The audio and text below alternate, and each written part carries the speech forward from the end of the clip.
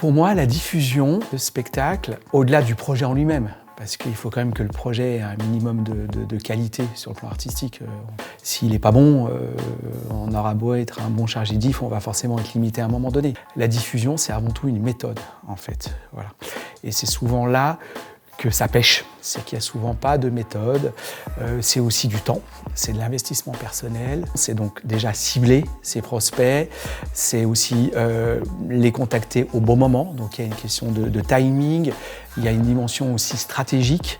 Pour une compagnie qui va être, par exemple, qui va démarrer, c'est déjà travailler sur son territoire, aller contacter des partenaires, voilà, tisser un réseau de partenaires, parce que tout fonctionne en termes de réseau. Donc ça, c'est vraiment une première étape très importante. C'est-à-dire que ce n'est pas fondamentalement compliqué, mais ça demande d'être vraiment méthodique, rigoureux, régulier également.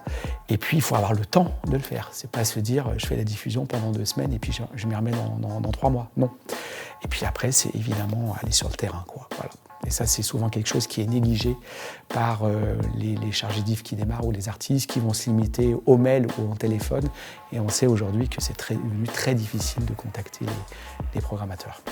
Alors, il y a tout d'abord un rappel sur l'environnement de la diffusion aujourd'hui, les prérequis de la diffusion, à savoir quand même le projet artistique en lui-même, les outils aussi de communication, parce que si on n'a pas d'outils de communication de qualité, forcément ça va nous pénaliser.